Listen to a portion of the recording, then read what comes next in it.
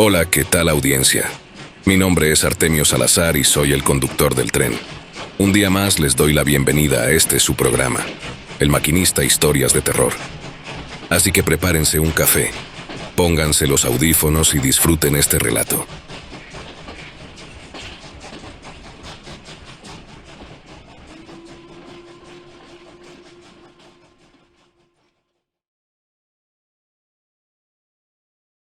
La historia que estoy a punto de contar no es cualquier anécdota ni una nota que aparece en las revistas de farándula. No, esto fue una experiencia directa con el lado más oscuro de la magia negra y el misterio.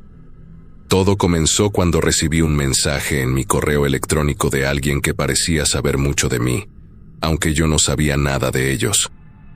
Quiero hablar contigo. Si te atreves, te llevaré a conocer a la Santa de las Sombras, decía el mensaje. Ni un saludo, ni una despedida, solo un lugar y una fecha. He investigado de todo: desapariciones, avistamientos de seres extraños, brujería, rituales. Pero esto era diferente. Había algo en la invitación, algo que me jalaba. Siempre he tenido el impulso de descubrir lo que hay detrás de los secretos que muchos prefieren ignorar. Pero esta vez, hasta yo dudé. ¿Quién se tomaba la molestia de contactarme desde las sombras? Lo peor fue que el mensaje incluía un detalle muy personal, una anécdota mía que no estaba en ninguna parte pública. Eso fue lo que me hizo decidir, así que me dije a mí mismo: es ahora o nunca, Ramón. Pasaron unos días y la fecha se acercaba. La ubicación era en un pueblo casi desconocido, a varios kilómetros de cualquier civilización. Hice las maletas, llevé un par de grabadoras, mi cámara y algo de dinero en efectivo. Al llegar, el ambiente cambió drásticamente. Todo era extraño. Los pocos habitantes del pueblo me miraban con desconfianza, como si supieran a quién iba a ver y, por lo tanto, me miraban con temor. Pregunté por la dirección que me habían dado, y una señora me dio las instrucciones sin mirarme a los ojos, como si mencionarlo fuera traer mala suerte. Es allá por el camino de la iglesia, hasta que llegues a la última casa de la cuadra. Si ves velas rojas afuera, ya llegaste, me dijo sin mucha más explicación. Llegué a la casa, y ahí estaban las velas rojas. La construcción era una casa humilde, de paredes desgastadas y ventanas cerradas con tablas viejas. No había timbre, así que golpeé la puerta 3 veces. La puerta se abrió lentamente, y de inmediato me recibió un fuerte olor a incienso, mezclado con hierbas que no supe identificar.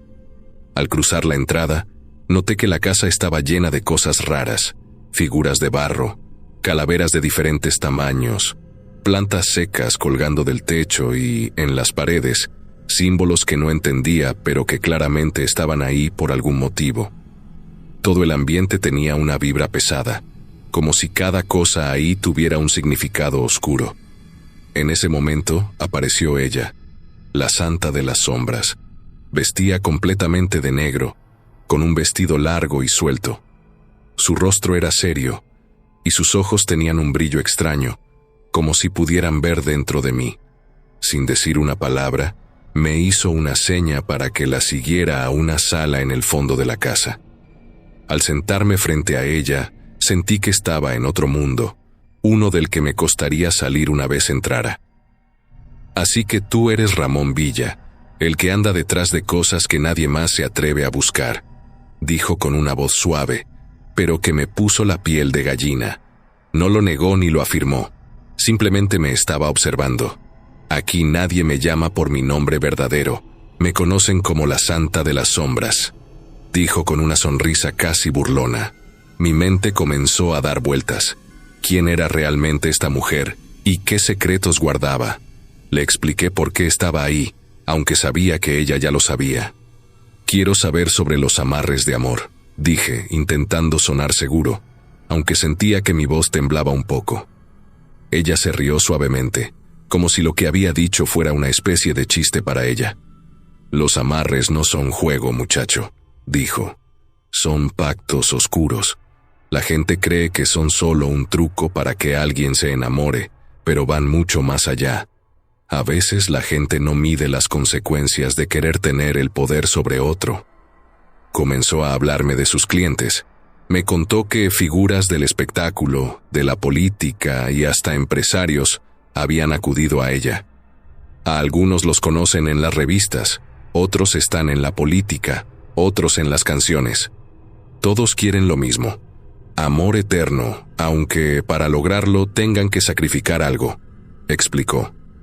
Su tono era tan natural que, por un momento, sentí como si no estuviera hablando de algo prohibido, sino de un simple intercambio, como si yo estuviera comprando una mercancía cualquiera. Pero esto no es para todos, añadió. Muchos han pagado caro. Un amarre no se trata solo de juntar a dos personas, sino de atar sus almas, de crear un vínculo que a veces ni la muerte puede deshacer. Cada palabra de ella parecía llenarme de miedo y de una especie de asombro oscuro. Me di cuenta de que el ambiente, la casa, el silencio del pueblo, todo formaba parte de la misma aura oscura. Cuando ya estaba a punto de hacerle una pregunta, ella se detuvo de golpe. Su rostro se puso serio y su mirada se volvió más intensa. «Ramón, una vez que entras a este mundo, no hay vuelta atrás», dijo con una voz que parecía venir desde el fondo de su alma. Sentí un escalofrío recorrerme, como si en ese instante estuviera firmando un pacto del que no había vuelta atrás. Esa advertencia fue el punto en que todo se volvió aún más real. La bruja miraba directamente a mis ojos, como si pudiera ver más allá de mi curiosidad, quizás mi miedo o mis dudas.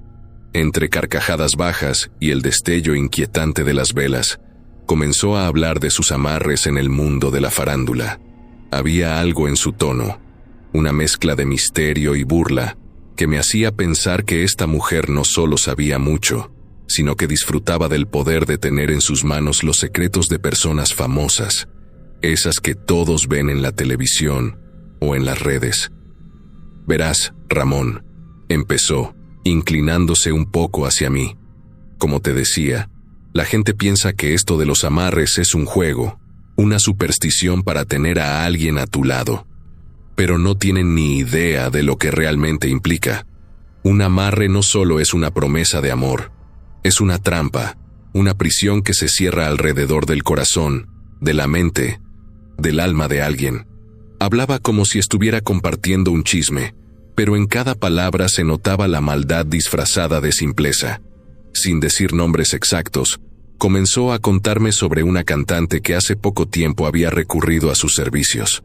Al describirla, la imagen de cierta artista vino a mi mente, aunque no quise decirlo en voz alta.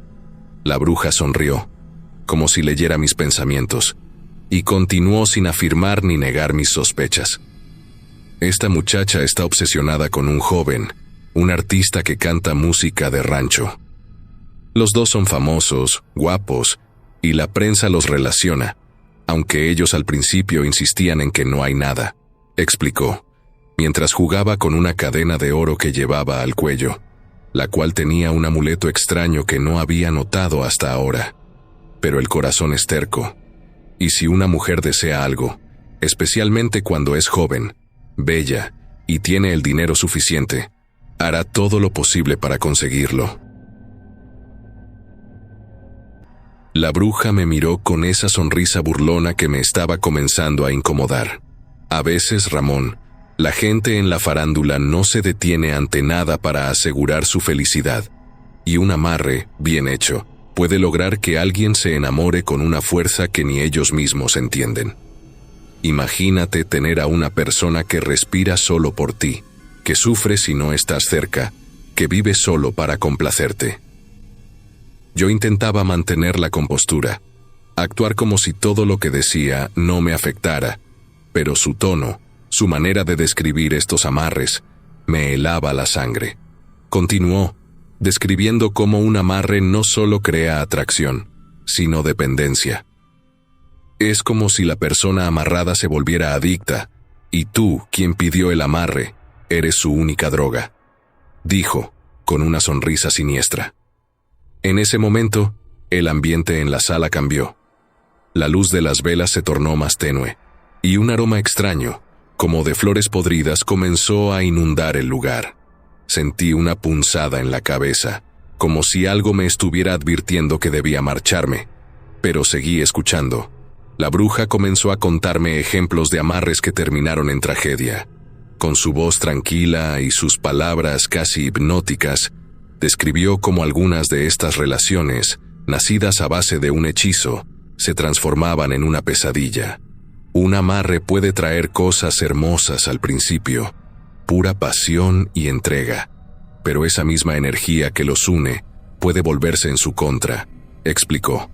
He visto parejas que comienzan con una devoción ciega y terminan en la violencia. Gente que pierde la razón, que ataca al otro en un ataque de celos o desesperación porque no soporta la idea de estar separado. La bruja entonces me contó sobre un caso reciente, sin nombres, claro, pero la descripción era clara y detallada. Un joven, me dijo, era exitoso, pero al poco tiempo de estar bajo el efecto de un amarre, comenzó a volverse ansioso y celoso. Su pareja, quien había encargado el hechizo, nunca imaginó que el efecto sería tan poderoso. El chico perdió la razón. Primero comenzó con gritos y peleas, luego amenazas, hasta que la relación terminó en un episodio violento que los marcó para siempre. ¿Y qué pasa si alguien intenta deshacerse del amarre?, pregunté, sintiendo que había llegado al punto más oscuro de la historia. La bruja dejó escapar una risa suave, pero su rostro se tornó serio de inmediato. Eso, querido Ramón, es lo peor que uno puede hacer, me dijo, con un tono que dejaba claro que hablaba en serio. Cuando alguien está bajo un amarre y trata de liberarse, es como si arrancara algo de su propio ser. Es como una herida que no sana. He visto a personas que, al intentar liberarse, terminan peor de lo que estaban. Algunos incluso pierden la cordura. Otros simplemente se marchitan como si algo dentro de ellos muriera. La bruja me miró con ojos penetrantes, como si quisiera advertirme, y en ese momento sentí un escalofrío que recorrió toda mi columna vertebral. La idea de estar frente a alguien capaz de manipular la voluntad y el alma de las personas me parecía aterradora. No pude evitar pensar en todas esas historias que ella contaba con tanta naturalidad. Historias de gente que había pagado un precio muy alto solo por el deseo de tener a alguien en su vida, a cualquier costo. En ese punto, la tensión en la habitación era insoportable. Las sombras de las velas parecían alargarse y el silencio se tornó denso. Estaba en el clímax de su relato, atrapado entre el miedo y la curiosidad. La bruja me miró fijamente y sentí que sus palabras eran una advertencia, no solo para mí, sino para cualquier persona que estuviera escuchando. Ramón, pocos entienden el peso de amarrar un alma, porque una vez que los tienes, ya no hay vuelta atrás. Puedes ganar el amor, pero podrías perderlo todo.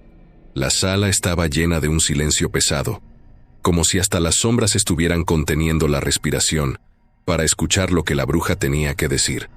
Después de su última advertencia, algo en el aire se volvió denso, opresivo. No me atrevía a moverme ni a despegar la vista de ella. La bruja, con una sonrisa que era más siniestra que cálida, comenzó a relatarme un caso específico, uno de esos que, según sus palabras, terminan tan mal que parecen historias de ultratumba. Yo apenas podía tragar saliva, pero quería escuchar. Te voy a contar sobre un caso que pasó hace unos años. Empezó, cruzando las manos y mirándome fijamente, como si quisiera asegurarse de que entendiera la gravedad de lo que iba a decir. Era una pareja joven, una mujer muy guapa, de esas que no pasan desapercibidas, y su novio, un hombre adinerado. Ella estaba perdidamente enamorada, y aunque él también la quería, no estaba dispuesto a comprometerse como ella esperaba. Entonces, decidió amarrarlo, porque, según ella, prefería tenerlo amarrado que perderlo. La bruja hizo una pausa y sonrió, como si supiera que ya había captado mi atención. Ella vino a mí desesperada, casi rogándome que le ayudara. Quería que él no pudiera ni respirar sin ella, que solo pensara en ella, y que ninguna otra mujer le pareciera atractiva. Así que hice el trabajo con todas las advertencias de por medio.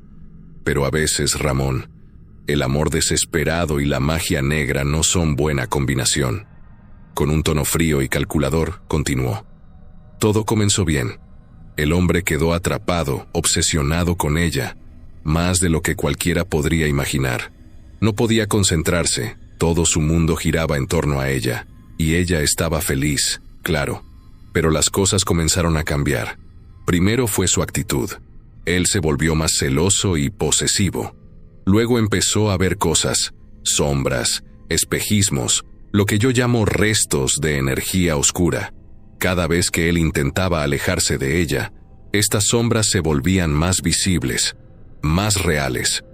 La bruja encendió una nueva vela, y la llama bailó en la oscuridad como si respondiera a sus palabras. Mi piel se puso de gallina cuando me contó cómo, con el tiempo, esas sombras se transformaron en figuras más claras y amenazantes. Una noche, dijo con voz baja, casi en un susurro, él tuvo la audacia de tratar de romper el amarre. Intentó alejarse de ella, diciendo que ya no podía soportar esa vida. Pero esa misma noche, algo que no era de este mundo, lo visitó. Esa cosa lo atormentó por horas, susurrándole al oído, apareciendo en los rincones, asfixiándolo con una presencia que él describió como la sombra de la misma muerte. Me contó la chica, después que él amaneció pálido, como si hubiera visto algo tan horrible que no podía describirlo. A partir de ahí, la situación solo empeoró. La bruja pausó un momento, dándome tiempo para procesar lo que acababa de decir. Yo estaba helado, con la mente tratando de entender lo que me estaba contando. El hombre, según sus palabras, empezó a escuchar voces, a sentir cosas en su piel, como si manos invisibles lo tocaran, jalándolo hacia algo. Empezó a volverse paranoico, sin dormir, sin comer, siempre al borde del colapso. Las sombras no lo dejaban en paz. Él ya no podía ni cerrar los ojos sin sentir que lo estaban observando. Y la muchacha, aterrada por lo que había causado, volvió a buscarme para pedir que lo liberara. Contó la bruja sin mostrar ninguna emoción. Pero a veces, Ramón, ya es demasiado tarde. Ella trató de deshacer el amarre, rogando que lo dejaran en paz.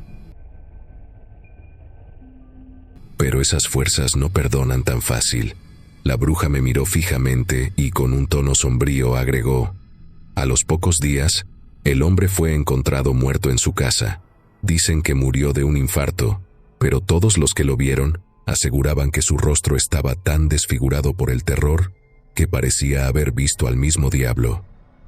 La mujer quedó destrozada y nunca pudo superar lo que había hecho. Y para que no se te olvide, Ramón, una vez que juegas con estas fuerzas ya no hay vuelta atrás.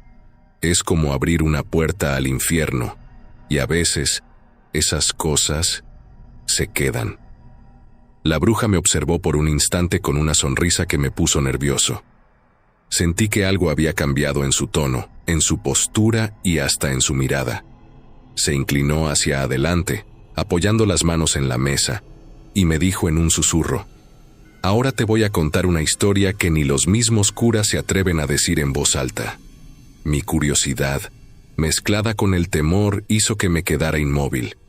El aire se sentía cargado, y el parpadeo de las velas proyectaba sombras inquietantes por toda la habitación.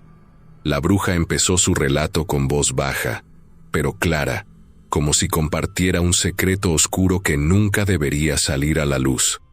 Hace unos años, comenzó, vino a mí una mujer desesperada. Era joven, bonita, pero traía en el rostro un dolor y una obsesión que cualquiera podría ver a simple vista. Quería un amarre, y no uno cualquiera. Ella estaba enamorada de un sacerdote. Él era de esos padres entregados a su fe, dedicados a su iglesia, y no le daba ni la más mínima señal de interés.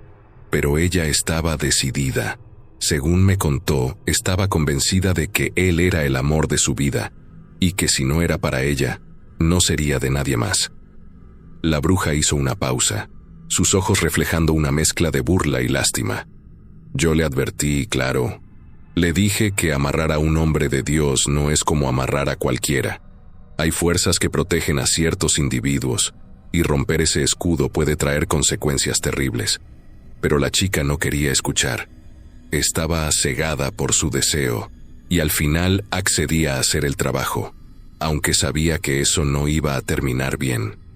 Mi respiración se volvió más lenta mientras la escuchaba, y me sentí atrapado en sus palabras. La bruja continuó su relato con un tono sombrío, y a cada palabra el ambiente se hacía más pesado. Empezamos el amarre un viernes por la noche, un día fuerte para este tipo de trabajos. La chica trajo una prenda del sacerdote, un rosario que él usaba siempre, y un poco de tierra de la iglesia. Yo hice el ritual, pero desde el primer instante sentí algo raro, como si una presencia vigilara. Las velas se apagaban solas y el aire se volvía gélido, aun cuando estábamos en pleno verano. Tomó una pausa y pude notar un destello en sus ojos, como si estuviera reviviendo cada momento de esa noche. La chica estaba eufórica después del ritual, convencida de que en unos días el sacerdote caería a sus pies. Pero las cosas no salieron como ella esperaba. En lugar de atraerlo, lo que trajo fue algo mucho peor. Tragué saliva mientras la bruja continuaba. A los pocos días, la muchacha comenzó a experimentar fenómenos extraños en su casa. Primero eran susurros, voces en la madrugada que la llamaban por su nombre. Luego, sombras que se deslizaban por las paredes y ruidos de pasos en los pasillos, aun cuando estaba sola. Pero lo peor llegó una noche, cuando escuchó un fuerte golpe en su puerta, como si alguien intentara entrar. Ella corrió a abrir, pensando que era el sacerdote, que al fin había llegado para ella. La bruja hizo una pausa, y sus ojos se clavaron en los míos. Pero cuando abrió la puerta, lo que vio no era humano. Ahí, en el umbral, se encontraba una figura encorvada, envuelta en sombras, con una presencia que emanaba algo maligno y podrido. La chica aseguró que lo miró directo a los ojos, y lo único que vio fue odio. Un odio tan profundo que sintió que su alma se quebraba. Luego, esa cosa se abalanzó sobre ella, empujándola al suelo. Sintió un frío inexplicable en su piel, como si la estuvieran drenando de vida. Sentí un escalofrío recorrerme la espalda. ¿Y qué pasó con ella?, pregunté, sin poder contenerme. La bruja soltó una risa seca. Sobrevivió, si eso es lo que quieres saber, pero nunca volvió a ser la misma. Esa presencia no la dejó en paz. A veces se le aparecía en sueños, otras veces lo sentía en su propia habitación. Nadie le creía y terminó perdiendo la razón. La encontraron semanas después, sola en su casa, repitiendo el nombre del sacerdote una y otra vez, como si estuviera atrapada en un hechizo eterno. La bruja se recargó en su silla, cruzando los brazos. Eso es lo que pasa cuando se juega con el destino de alguien que no está destinado a ser nuestro. Hay un precio que pagar, y ella pagó el suyo con su propia cordura. A veces, el peor castigo no es la muerte, sino vivir en un infierno que tú mismo has creado. Acto seguido me miró en silencio por unos segundos, como si analizara algo en mi rostro, y luego soltó una carcajada baja y profunda. Su risa me estremeció. No era una risa cualquiera, sino una que parecía salir de lo más oscuro de su ser. Finalmente, entrecerró los ojos y comenzó a hablar con un tono que me puso los nervios de punta. «Te voy a contar una última historia, Ramón», dijo, y su mirada se volvió fría y penetrante. Esta es sobre una mujer que quería amarrar a su marido. Ella llegó aquí con la misma desesperación de todas, pero esta tenía algo distinto. Decía que su esposo se había alejado, que ya no la miraba como antes, y quería traerlo de vuelta a como diera lugar. Yo le advertí, claro. Le dije que amarrar a alguien que ya no te ama puede traer consecuencias horribles, pero no quiso escuchar. La bruja tomó una pausa, y yo la observaba sin atreverme a parpadear. Hicimos el trabajo. Usamos su ropa, su fotografía y, como toque final, su sangre. A los pocos días, la mujer vino de regreso. Me dijo que el marido había vuelto, sí, pero no como ella lo esperaba. Él había empezado a hablar solo, a tener ataques de rabia incontrolables y a verla con unos ojos que ella describía como muertos. Dijo que sentía que lo había traído de vuelta, pero que lo que regresó a su lado ya no era su esposo, sino una sombra, algo sin alma. Me quedé mudo, escuchando cada palabra. La bruja sonrió, disfrutando mi inquietud. ¿Sabes cómo terminó la historia, Ramón? El hombre murió en extrañas circunstancias. La encontraron a ella, abrazándolo en la cama, pero él ya no respiraba. Tenía los ojos abiertos y la expresión de horror marcada en su rostro. Y lo peor fue que ella nunca dejó de sentir su presencia. Aseguraba que cada noche él regresaba, arrastrándose, para reclamarle por haber jugado con su espíritu. La bruja dejó que el silencio reinara un momento. Yo sentía un peso en el pecho, una opresión que me dificultaba respirar, como si cada palabra suya trajera algo oscuro y palpable al ambiente. Finalmente, la bruja se inclinó hacia mí, sus ojos oscuros como pozos sin fondo, y dijo con voz grave: «Que te quede claro, Ramón, toda brujería, todo hechizo, sea de amor o de odio, viene del mismo lugar, proviene del mal. La gente que viene aquí no quiere aceptar que lo que piden es algo oscuro, algo que puede traer consecuencias horribles. La brujería no se toca con las manos limpias. Quien se acerca a esto siempre se mancha, porque está pactando con fuerzas que no entienden y que no perdonan». Sentí un escalofrío recorriéndome la espalda. La bruja me miró con una sonrisa torcida, como si supiera que sus palabras me habían afectado más de lo que quería admitir. Me levanté, sintiendo una urgencia por salir de ese lugar, pero antes de que pudiera girarme hacia la puerta, ella susurró: «Recuerda esto, Ramón, el mal tiene hambre, y cuando alguien abre la puerta, aunque sea un poco, lo deja entrar, y ya no se va. La farándula, el poder, el dinero, todos vienen a mí buscando ataduras, pero esas ataduras también pueden ser cadenas para ellos mismos». Salí de esa casa sintiendo que algo oscuro se había quedado pegado a mi piel, y aunque ya estaba lejos, las palabras de la bruja resonaban en mi mente. Me di cuenta de que había cruzado un límite, y su advertencia final quedó grabada en mi memoria. Jugar con la brujería es abrir la puerta al mal, y ese mal nunca se marcha sin reclamar su precio.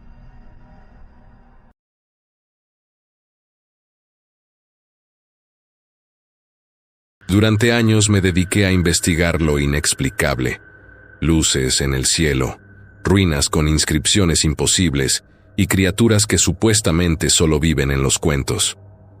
Pero no fue hasta encontrar el diario perdido de Mario Moreno Cantinflas que mi obsesión cambió de rumbo, hacia las profundidades del mar, hacia ellas, las que cantan en la espuma y negocian el destino.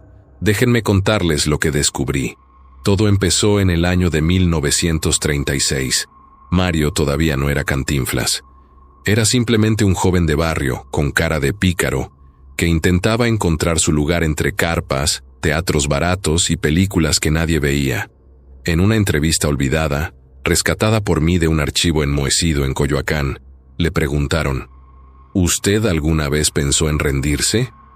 Y él, con ese tono suyo tan rápido y confundido, contestó: Pues mire usted que yo pensarlo no lo pensé, pero de pensarlo lo pensé tantito, no más tantito. Esa respuesta se quedó grabada en mi mente, porque después descubrí que sí había pensado rendirse. Y más de una vez. Por obra del destino conseguí un cuaderno antiguo que, según el hombre que me lo vendió, era de don Mario, su diario escrito a mano y con tinta deslavada por el tiempo. Mario relataba una noche de 1936 en un pequeño foro improvisado en Tepito. Había actuado frente a un público que, más que carcajadas, soltó bostezos. No había logrado conectar. Salió del lugar derrotado, con el maquillaje aún fresco y los zapatos demasiado grandes para caminar con dignidad. Fue entonces que lo vio. Un hombre alto, con un sombrero blanco reluciente, apoyado contra un poste. «Tú eres el que quiere hacer reír, ¿no?», le dijo. Mario, medio en broma, respondió: «Pues mire usted, que querer sí quiero, pero no se deja. La risa se me esconde, se me escapa como moneda de 5 centavos». El hombre no rió. Lo miró con una seriedad que a Mario le pareció fuera de lugar. «¿Y si te dijera que hay una forma? Una forma no común». «¿Una receta?», rió Mario. «Un conjuro, un pacto, en Acapulco, a las 3 de la mañana. Con ellas». Mario lo miró con una mezcla de miedo y burla. «¿Ellas? ¿Quiénes ellas?». «Las que están debajo, las que nadan y cantan, las que a veces toman forma humana, pero no lo son». El hombre sacó de su abrigo un pequeño papel doblado. Era un mapa tosco, dibujado a mano, que mostraba una playa oculta entre los riscos del viejo Acapulco. Tenía una fecha, una hora y una advertencia. «No las mires directamente». Solo pide Mario, creyendo que se trataba de una broma o de un viejo loco. Guardó el papel como quien guarda un número de lotería que nunca piensa usar. Pasaron los meses. Mario actuó en más de 10 películas que no dejaron ni huella. Sus compañeros comenzaban a burlarse. El público lo ignoraba. Su nombre ni siquiera aparecía en los créditos a veces.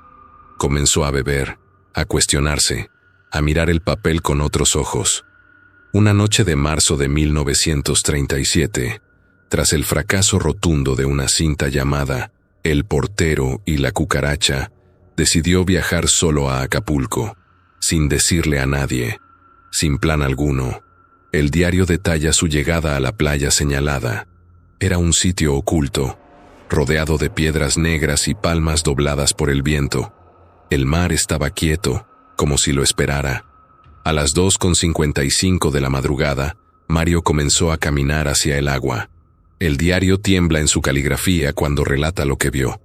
El mar empezó a brillar, no como el reflejo de la luna. Era un brillo que venía de abajo, azul, verde. Luego escuché cantos. Voces femeninas, sí, pero no humanas. Cantaban como llorando, como riendo. Y entonces salieron 3 figuras, altas, hermosas, piel como de concha, ojos negros, sin pupilas, sonreían, sin alegría. Mario no recuerda haber hablado. Dice que las palabras le salieron solas, que lo único que dijo fue: «Yo solo quiero que me escuchen, que se rían, que no me olviden».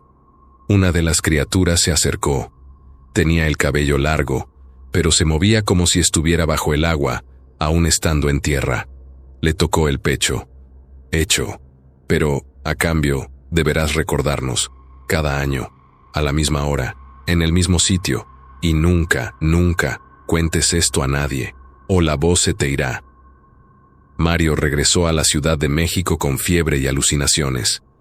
Pero esa misma semana, consiguió un papel improvisado en una película olvidada, donde improvisó su primer monólogo. La gente rió como nunca. El director cambió el guión. Mario se convirtió en Cantinflas, y jamás dejó de regresar a Acapulco una vez cada año en curso. El diario de Mario Moreno no terminaba con su pacto en 1937. No, eso era apenas el comienzo. Lo que vino después fue lo que lo convirtió en leyenda. Tras su regreso de Acapulco, según el diario, Mario cayó enfermo por varios días. Fiebre, delirios y un zumbido constante en el oído izquierdo, como un canto lejano que no lo dejaba dormir. Su madre decía que era una maldición tropical, pero él sabía lo que era, un recordatorio. Sin embargo, algo en él cambió. Al regresar al set de grabación, se encontró con un director desesperado. Una película de enredos familiares necesitaba una escena improvisada. Mario, que usualmente balbuceaba frases confusas y cómicas, pidió intentarlo a su manera. Lo dejaron hacer una toma, solo una. Esa escena se convirtió en historia. El 11 de septiembre de 1940 se estrenó. Ahí está el detalle. Una comedia dirigida por Juan Bustillo Oro. La cinta, originalmente protagonizada por Joaquín Pardavé, tomó otro rumbo cuando Mario improvisó el papel de un sirviente callejero que termina envuelto en un asesinato, una herencia y una confusión de identidad digna de Shakespeare. La frase, "ahí está el detalle", nació como un accidente. Mario la usó para zafarse de una pregunta incómoda durante la grabación. El director la dejó. Luego la repitió. Luego la escribió. En cuestión de semanas, estaba en boca de todo México. La película no solo fue un éxito, fue un fenómeno cultural. Las entradas se agotaban. Se proyectó en Estados Unidos con subtítulos. Incluso en países como Argentina, España y Chile, empezaron a usar el término cantinflear para describir el arte de hablar mucho sin decir nada. Mario Moreno se transformó en Cantinflas, el personaje que se colaba entre ricos, burócratas, doctores y políticos sin perder su esencia de hombre del pueblo. Pero el diario, escondido bajo una falsa tapa de cuero, narraba otra versión de los hechos. Después de la premier, escuché el canto otra vez, no en mi oído, en mi mente. Fue una melodía suave, pero me heló la sangre. Sabía lo que querían, que no olvidara, que regresara, y Mario cumplió. Cada año, sin falta, se ausentaba unos días, justo entre marzo y abril. Decía que eran vacaciones o escapadas espirituales. En realidad, regresaba a la playa escondida, donde las criaturas lo esperaban. Nunca les habló directamente. Nunca les pidió más. Solo escuchaba. A veces lloraban, a veces reían, a veces no se mostraban, pero el canto seguía. A cambio, Mario se convertía en más que un comediante. Era un símbolo, un héroe sin capa. Y las películas seguían. Ni sangre ni arena, 1941. Una parodia del cine taurino. El gendarme desconocido, 1941, donde se infiltraba como policía, desarmando la corrupción a su manera. Los Tres Mosqueteros, 1942. Una versión humorística donde Cantinflas era D'Artagnan en pantalones mal planchados. Un día con el diablo, 1945. Una crítica feroz al militarismo disfrazada de comedia. Cada cinta, un éxito. Cada año, una visita. Pero no todo fue alegría. En 1946, después del estreno de Soy un prófugo, Mario escribió lo siguiente. Soñé que el mar me hablaba con voz humana. Una de ellas, la de ojos violetas, me miró con enojo.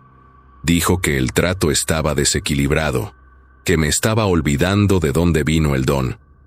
Ese año, su siguiente película, A volar joven, tuvo problemas de producción. Accidentes menores, enfermedades en el set, retrasos inexplicables. Fue un éxito en taquilla, sí, pero algo se había roto. Mario decidió regresar a Acapulco con una ofrenda. Su primer Ariel, el premio de cine mexicano que había ganado. Lo enterró en la arena frente a las criaturas. Escribió en el diario, les di lo que ellos me dieron a mí, que el equilibrio se mantenga. Después de eso, su carrera resurgió más fuerte aún. En 1956, Cantinflas protagonizó La Vuelta al Mundo en 80 días, una superproducción de Hollywood. Su papel de Passepartout, originalmente pensado como secundario, terminó siendo el alma de la película. La prensa estadounidense lo llamó el Charlie Chaplin mexicano. Ganó un Globo de Oro. Chaplin mismo dijo, es el mejor comediante del mundo. El diario se oscurece en esas páginas. Las letras se vuelven más apretadas, como si Mario escribiera con ansiedad. Ellas no entienden la fama, no entienden los premios, solo el canto. Me exigen regresar. Dicen que el océano se impacienta. En uno de los pasajes más inquietantes, describe una noche en Nueva York, en la que el agua del grifo comenzó a sonar como canto, que al mirar el espejo, por un momento no vio su rostro, sino el de una mujer pálida con escamas y ojos sin pupila. En los años 60 y 70, Cantinflas retomó papeles más sociales. Se volvió una voz crítica de la burocracia y la desigualdad. El Padrecito, 1964, donde interpretó a un cura de pueblo que revolucionaba la comunidad con humildad y picardía. Su Excelencia, 1967, una sátira política donde abogaba por la paz entre potencias rivales y que incomodó a más de un gobierno. Detrás de cámara, Mario mantenía un aura de misterio. Nadie entendía cómo, tras décadas de carrera, seguía conectando con el público joven. ¿Cómo conservaba esa chispa? Yo sí lo sabía. El mar, las voces, el pacto. Desde entonces, he visitado Acapulco 3 veces. No he encontrado la playa. Pero cada año, en marzo, sueño con cantos, mujeres sin pupilas. A veces despierto con arena en las uñas. Sé que el pacto aún está vigente, que ellas no han olvidado. Y sé que Mario aún está vivo, al menos en su leyenda. He localizado una pista, una vieja grabación de Cantinflas hablando de un último proyecto, nunca estrenado. Al parecer, en los años 80, intentó hacer una película que no era comedia. Algo oscuro, sobrenatural. El guión fue vetado. El estudio quemó los rollos. Pero hay una copia, y voy tras ella. La historia no ha terminado. Cuando empecé esta investigación, no imaginé que seguiría un camino oculto entre películas, pactos y leyendas marinas, pero ahora lo sé con certeza. Mario Moreno Cantinflas hizo un trato con seres que habitan el fondo del océano. Y no solo eso, construyó una vida en torno a ellas. Al encontrar la cinta, pude enterarme de muchas cosas que creo que a muchas personas fanáticas de Don Mario van a gustarles. Lo que estoy por contar no se encuentra en documentales ni biografías autorizadas. Lo reconstruí a partir de entrevistas con antiguos empleados, notas privadas, fotografías ocultas y, finalmente, con un guión que estuvo perdido por más de 40 años, después de contactar con mucha gente que tuvo contacto directo con la estrella mexicana. Alguien me devolvió la llamada, justo cuando perdía el rumbo de mi investigación. Usted busca lo que nadie se atreve a contar. El guión que don Mario llamó Las que cantan sin boca. Me citó en una antigua casona de Taxco. Allí, en una caja de puros escondida detrás de una falsa chimenea, estaba el manuscrito. 83 páginas, escritas a máquina, con anotaciones a mano. Algunas páginas estaban salpicadas de gotas secas, como si hubieran sido mojadas, tal vez por agua de mar. El guión era una fábula, pero también una confesión.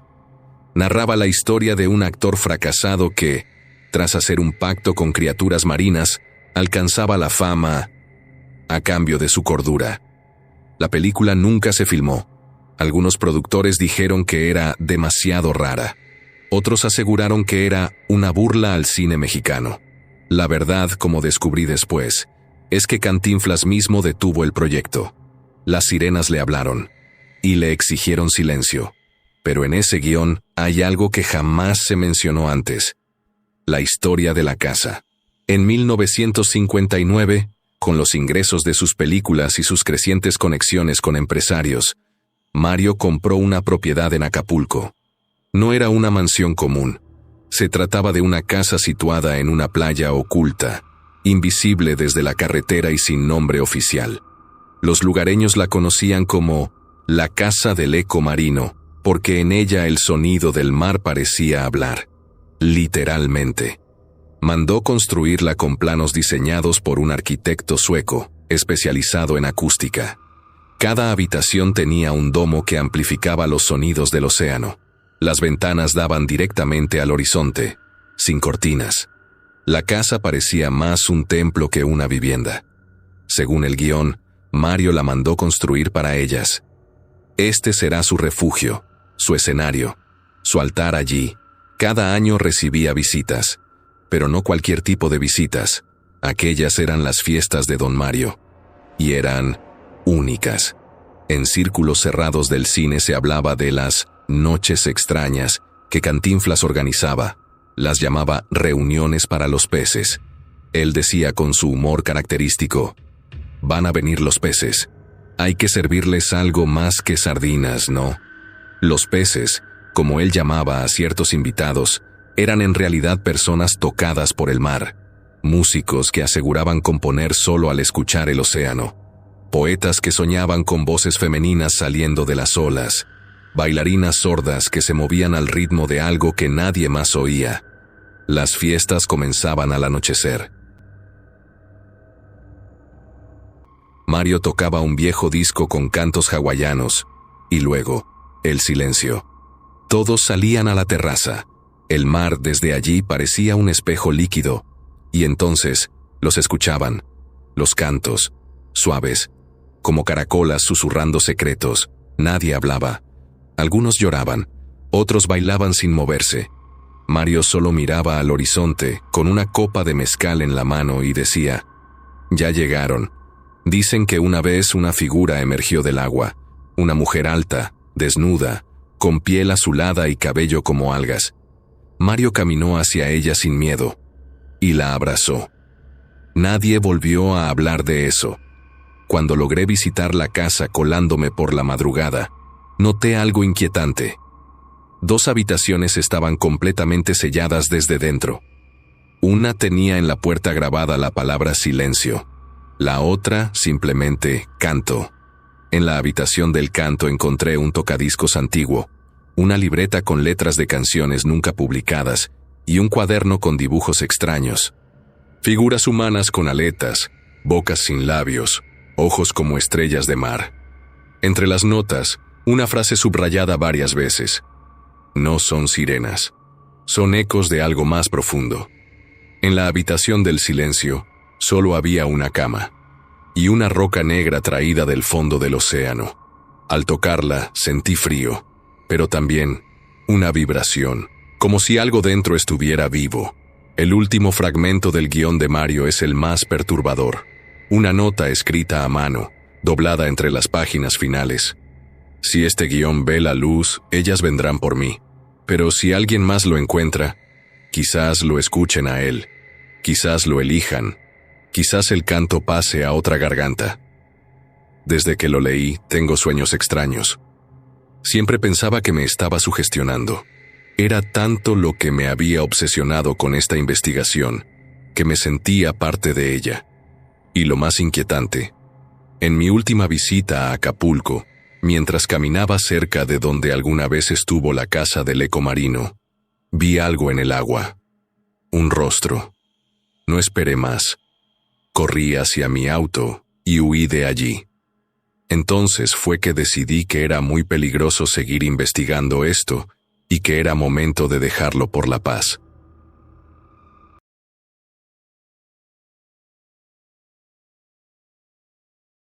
Soy un chico normal, que vive en un barrio peligroso en México. Mi calle está llena de indigentes, adictos a los vicios. Sin embargo, ¿alguna vez han platicado con alguno de ellos? Si tienen la oportunidad, háganlo.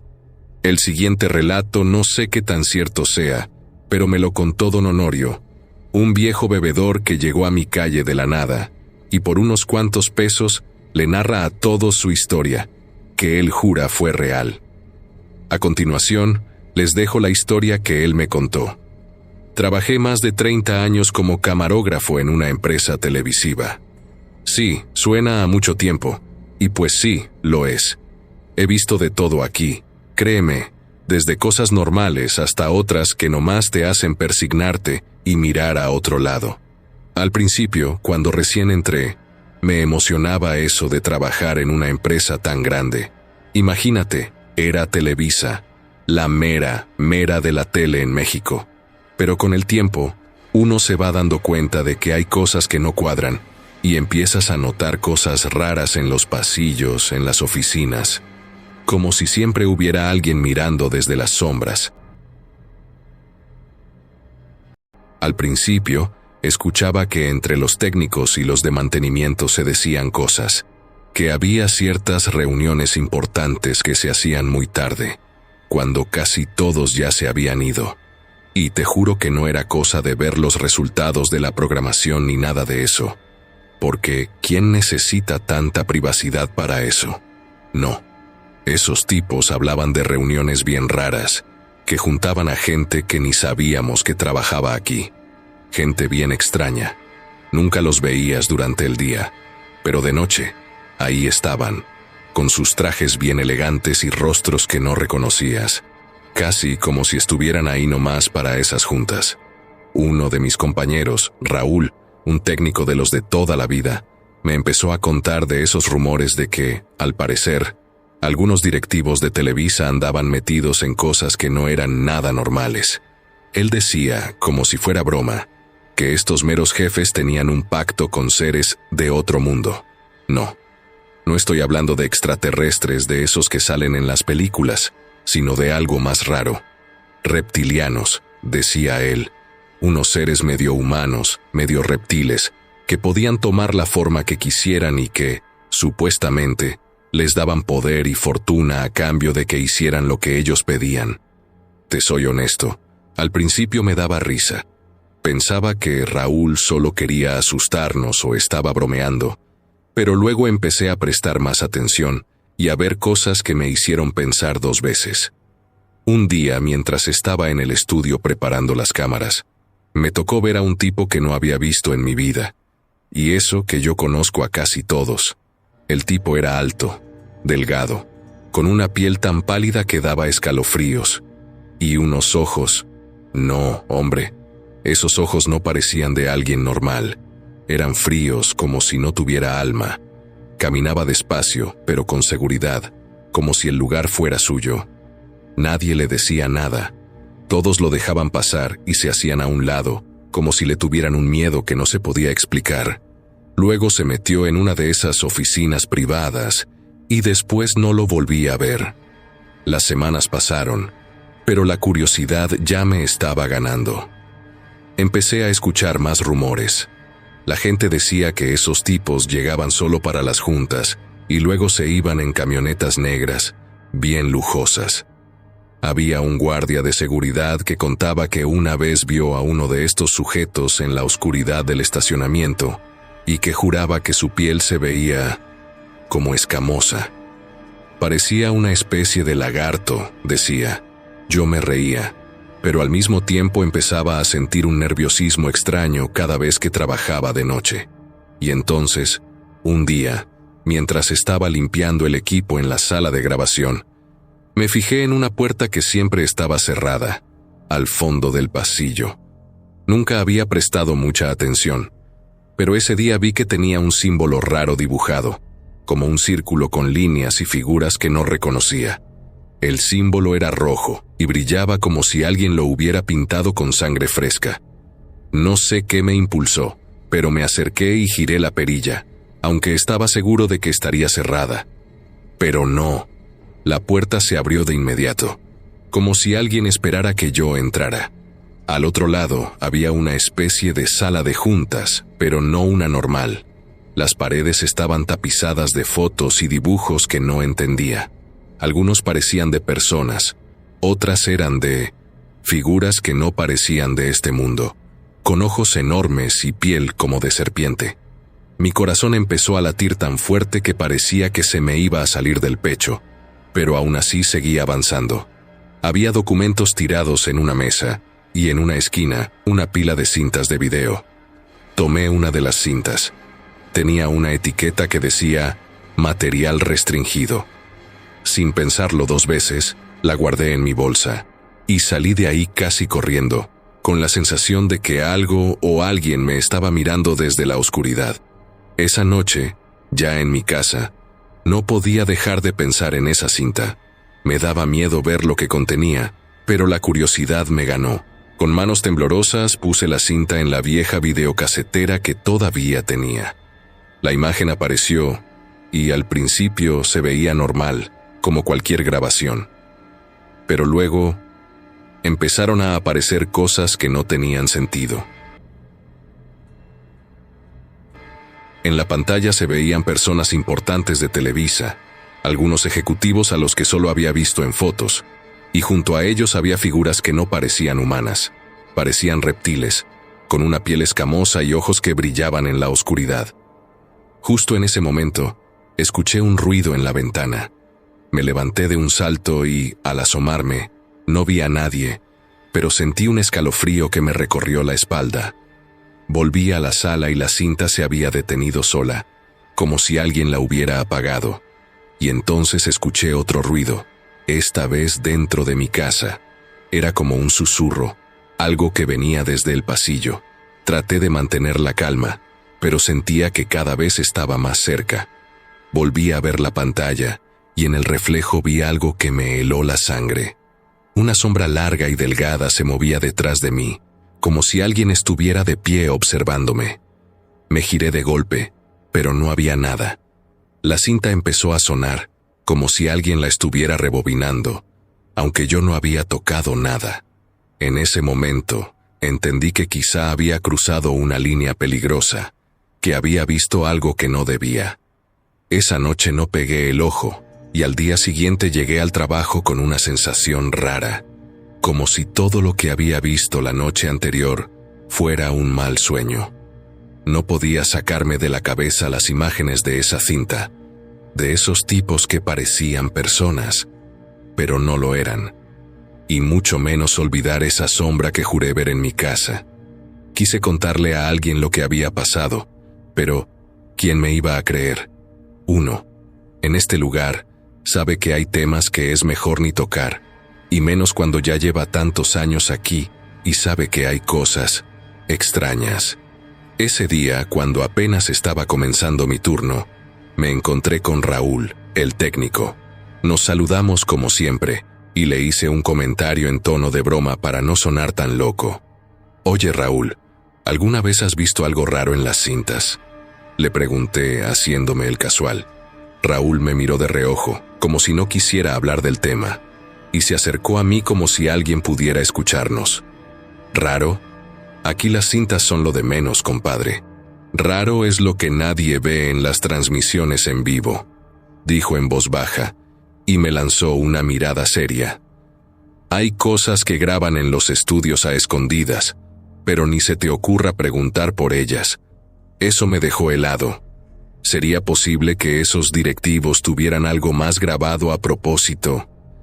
Justo cuando iba a seguir preguntándole, nos interrumpió otro camarógrafo que nos apuró para la próxima grabación.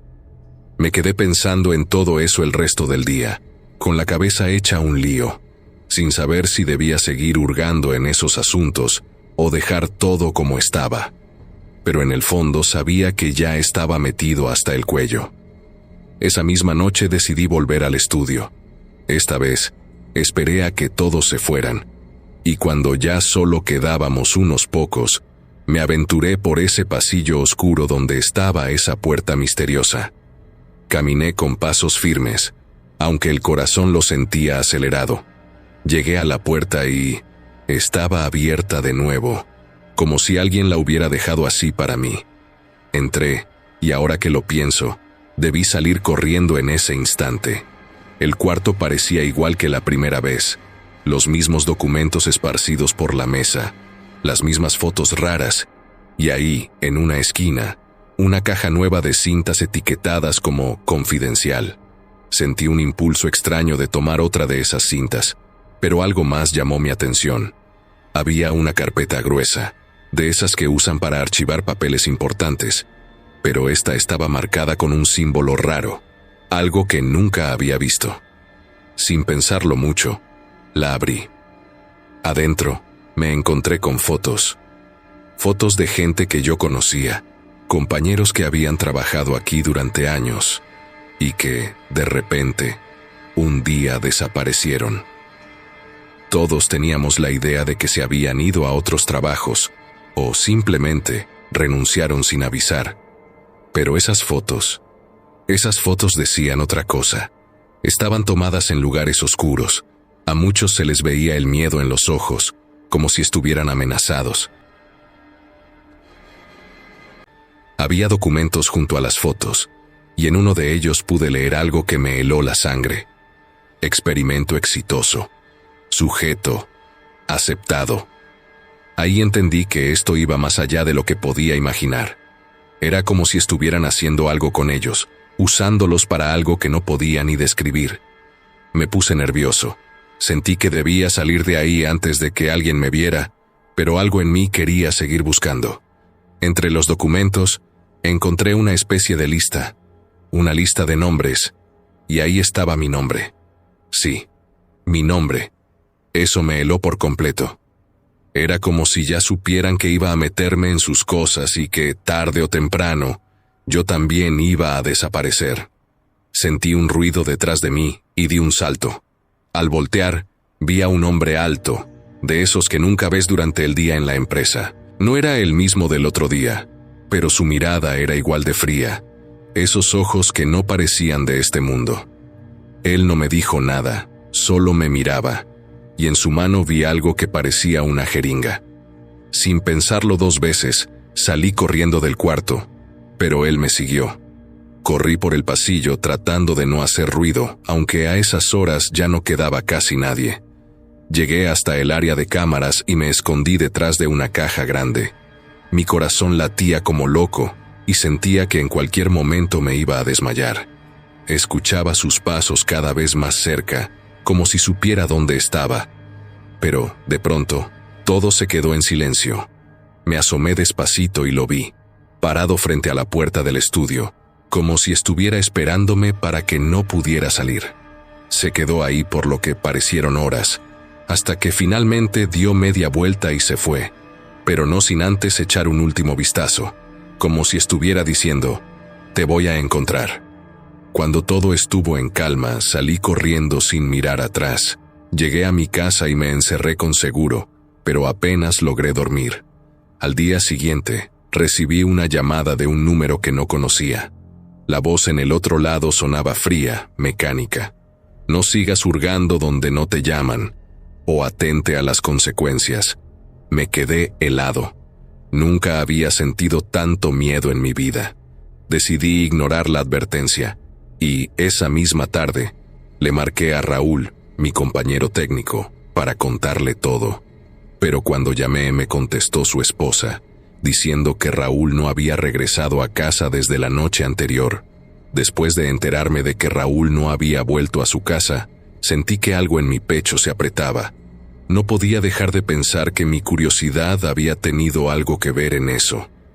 ¿Y si yo también desaparezco?, me dije, pero una parte de mí estaba tan metida en ese asunto que simplemente no podía dar marcha atrás. De alguna manera, tenía que descubrir qué estaba pasando y, con suerte, encontrar a Raúl. Esa misma mañana, llegué a Televisa, pero en lugar de sentirme a salvo en mi lugar de trabajo, sentía que cada pasillo, cada persona que se cruzaba en mi camino, estaba llena de secretos.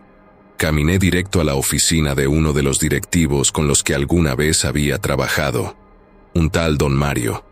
Era de esos viejos de traje y corbata que con una sonrisa en los labios podían ordenarte cualquier cosa. Él había estado en la empresa desde mucho antes que yo, y si alguien sabía algo de lo que pasaba, seguramente era él. Llegué a su oficina y, sin pensarlo demasiado, toqué la puerta. Al principio no hubo respuesta, pero cuando iba a irme, la puerta se abrió de golpe. Don Mario estaba ahí, mirándome con sus ojos pequeños y fríos. Lo saludé tratando de sonar casual, pero en el fondo sabía que él sabía que yo estaba ahí por algo más. Me invitó a pasar, y al cerrar la puerta, me sentí como si estuviera atrapado en una jaula. «¿En qué te puedo ayudar, muchacho?», me dijo con una sonrisa que no tenía nada de amable. Tragué saliva y fui directo al grano. Le conté que estaba preocupado porque Raúl no había aparecido, y le insinué que tal vez él sabía algo, que tal vez había visto algo que no debía. Su expresión cambió en cuanto mencioné el nombre de Raúl. La sonrisa desapareció y me miró serio, casi como si me estuviera evaluando. «Mira, muchacho», dijo finalmente. «Hay cosas en esta empresa que es mejor no entender. Te lo digo como un consejo de alguien que ha estado aquí más tiempo que tú y que sabe cómo se manejan las cosas». Sentí un escalofrío al escuchar eso. Me estaba diciendo sin decirme que no debía investigar más. Pero antes de que pudiera hacerle otra pregunta, don Mario se levantó, y cuando se inclinó para abrir uno de sus cajones, noté algo raro en su cuello, como si la piel estuviera un poco escamosa, casi como de un reptil. Lo miré fijamente, y él notó mi expresión. ¿Algo más?, preguntó como si nada raro hubiera pasado. Negué con la cabeza y me levanté de la silla, sintiendo un nudo en el estómago. Apenas salí de ahí, me fui directo a la cabina donde normalmente revisaba el material.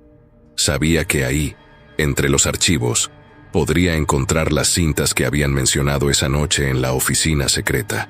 Busqué en el archivo de videos más antiguos, los que nadie revisaba, y tras un buen rato, encontré una caja con el mismo símbolo raro que había visto en la puerta aquella noche.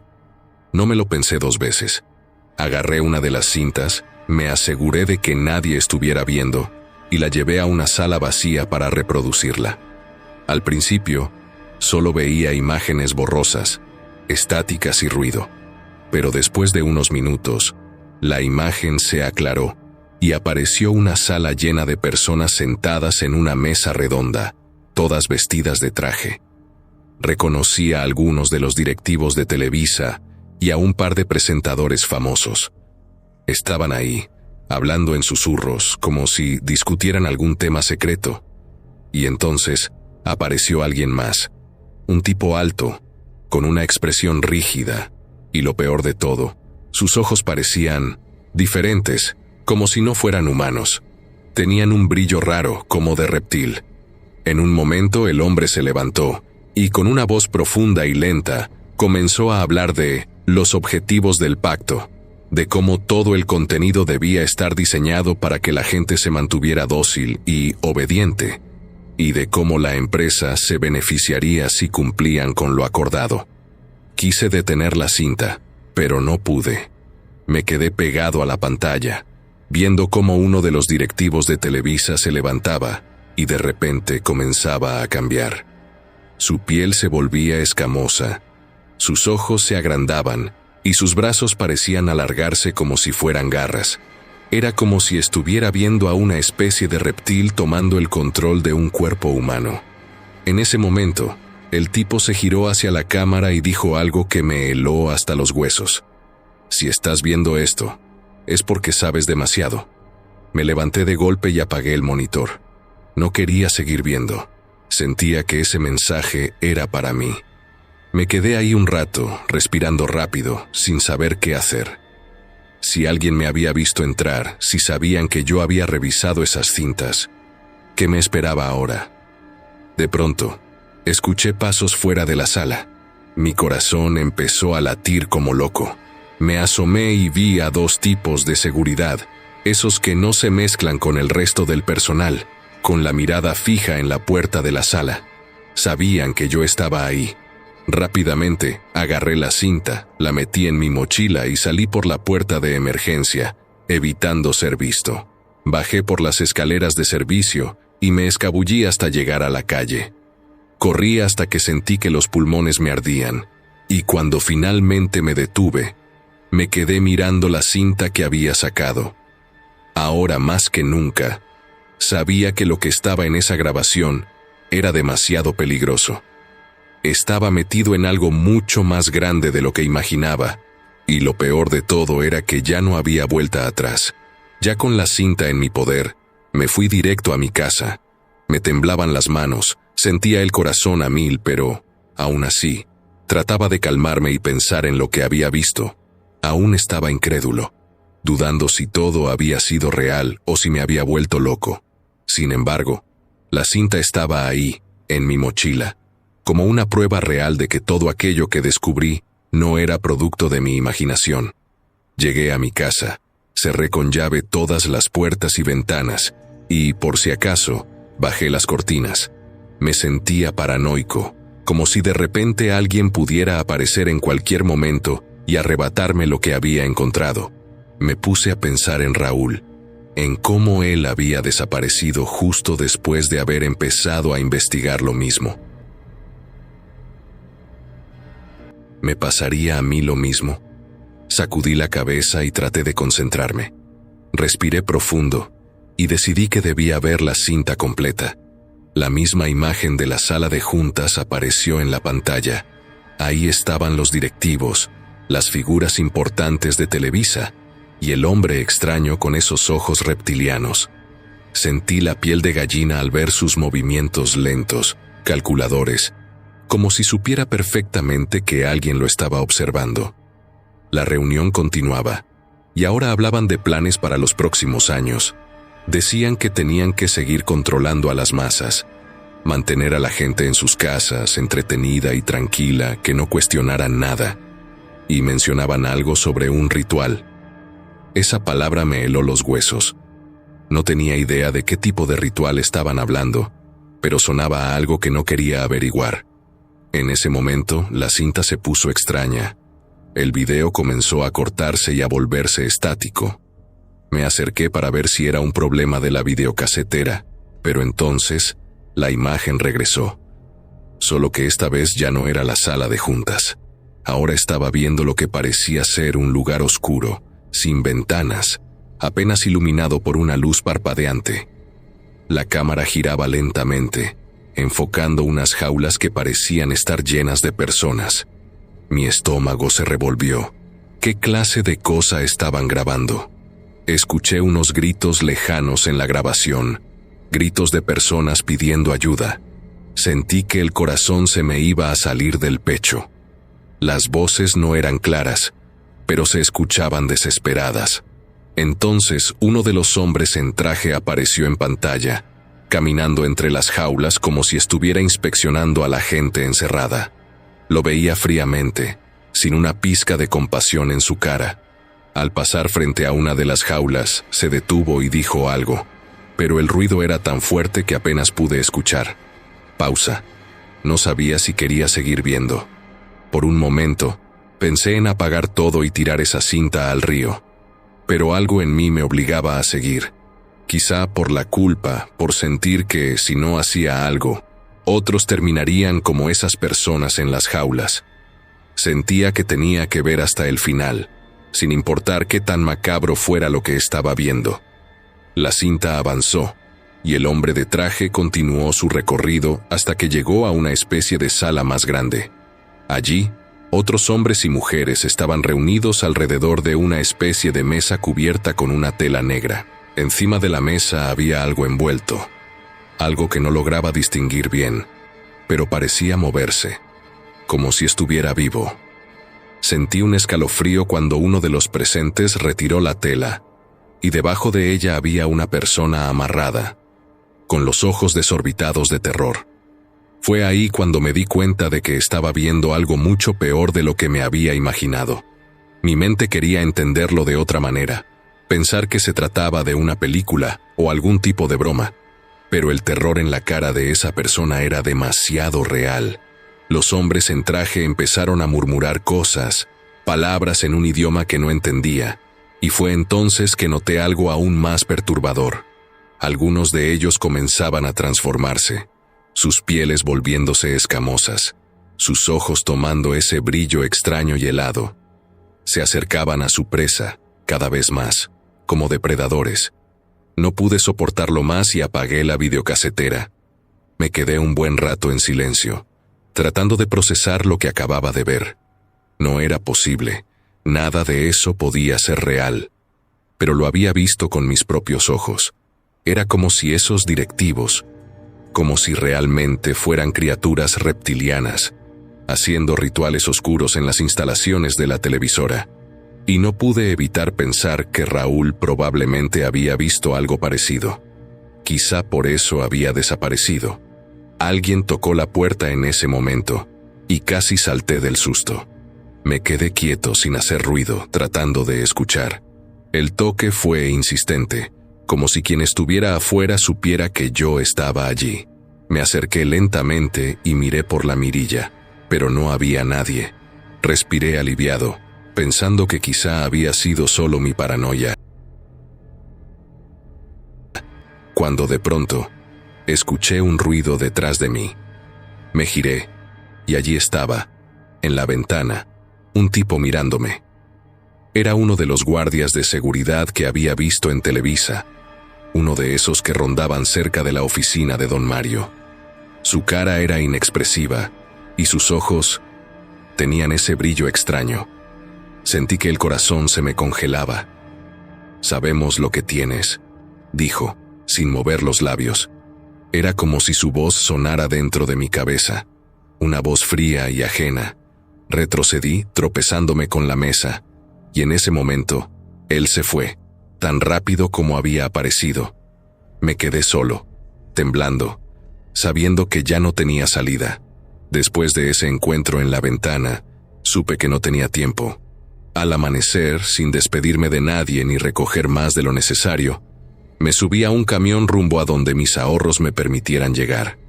No tenía un plan concreto, solo el instinto de alejarme lo más posible de esa pesadilla. Pasaron los meses, y aunque los primeros días vivía con el miedo en la piel, poco a poco fui sintiendo que mi rastro se perdía. Terminé refugiado en un pueblo pequeño, casi olvidado, donde nadie hacía preguntas y las noches eran tan calladas que me ayudaban a calmar la cabeza. Nadie me reconocía allí, y me adapté a una vida sencilla, lejos de cámaras, micrófonos, y sobre todo, de esos ojos fríos y esas figuras que parecían siempre en mi sombra. Pero mi tranquilidad duró poco. Apenas había comenzado a acostumbrarme a esa calma, cuando una mañana me desperté y noté un papel doblado bajo mi puerta. Al abrirlo, encontré un mensaje escrito en una caligrafía pequeña y torcida, casi inhumana. «Sabemos dónde estás». Se me heló el cuerpo y entendí que no había escapatoria posible. No importaba cuánto corriera o cuántas veces cambiara de escondite, siempre me iban a encontrar. Durante días me sentí vigilado, y en cada sombra o movimiento de los árboles veía amenazas. Sabía que era solo cuestión de tiempo antes de que vinieran por mí, así que decidí que, si no podía vivir en paz, al menos podría hacerlo de forma que pasara desapercibido. Regresé a la ciudad, pero no como antes. Me dejé el cabello y la barba crecer, me puse ropa vieja y gastada que conseguí por ahí, y con lo poco que me quedaba, me hice pasar por un indigente. Fue difícil, no voy a mentir. Pasé hambre, frío, y más de una vez me cuestioné si de verdad valía la pena seguir así. Pero en la miseria también encontré algo: invisibilidad. Nadie te voltea a ver dos veces cuando te ven así. Pasé por delante de la misma entrada de Televisa, y nadie me reconoció. Para todos, yo era solo un viejo loco, otro más entre los que dormían en las calles. Con el tiempo, comencé a moverme cerca de esos lugares que alguna vez fueron mi trabajo y mi hogar. Quería averiguar si, al menos, todavía había alguien que recordara lo que había pasado, alguien que pudiera ayudarme. Pero mis colegas, aquellos con los que había compartido décadas de vida en Televisa, parecían extraños ahora. Los que seguían allí mantenían la vista al frente, siempre tensos, como si tuvieran el mismo miedo que yo de voltear a los costados. Una vez intenté hablarle a uno de ellos, uno de los pocos que había trabajado conmigo desde los primeros años. Me acerqué y le susurré mi nombre. Me miró, pero en vez de sorpresa o alivio, solo había terror en sus ojos. Me hizo un gesto con la mano, como si me apartara, y se fue sin decir nada. Fue ahí cuando entendí que estaba solo. Meses después, mientras buscaba algo de comer en los contenedores de un callejón, encontré algo inesperado. Era una carpeta, una de esas carpetas de cuero que solía ver en la oficina de don Mario. La abrí y, aunque parte de los papeles estaban mojados y rotos, en el centro de la carpeta estaba la misma lista de nombres que había visto en aquella cinta. la misma lista que mencionaba quienes estaban involucrados en esos pactos. Parecía imposible, pero ahí estaba, en mis manos. Entonces lo supe. No había sido coincidencia que yo encontrara esa carpeta. Alguien la había dejado allí, alguien que sabía que yo estaba en ese lugar. Sentí cómo la desesperanza volvía a colarse en mi pecho, y entendí que ese alguien no era una ayuda, sino una advertencia. No podía salir de esa red. Era como si el simple hecho de saber la verdad me hubiera atrapado en ella para siempre. Finalmente comprendí que solo había una forma de acabar con esto. Regresé a los alrededores de Televisa, la misma zona que había evitado por tanto tiempo. Pasé por la entrada, invisible entre los autos y las personas, y me planté frente al edificio. Había pasado tanto tiempo escondido, pero ya no me quedaba nada que perder. Sabía que tenía que confrontar esto, aunque no sabía exactamente cómo. La noche cayó, y en un momento de desesperación, me colé por uno de los callejones que daban al estacionamiento trasero. Me quedé allí, esperando, como un fantasma más. Finalmente, sentí una presencia detrás de mí. No necesitaba darme la vuelta para saber quién era. Esa figura, esos ojos sin alma que habían aparecido tantas veces en mi vida desde aquella maldita noche de la cinta. «Ya sabes lo que tienes que hacer, ¿verdad?», susurró esa voz, tan familiar e inhumana al mismo tiempo. No le respondí, solo asentí. Me quedé allí, en la penumbra, entendiendo que había llegado al final de mi historia, y me salí. Ahora solo vivo vagando por las calles, como un vil T8 que a veces incluso tiene que drogarse para huir de la realidad. Te juro que a diario espero las nuevas indicaciones, la última misión antes de que deje de ser útil para ellos.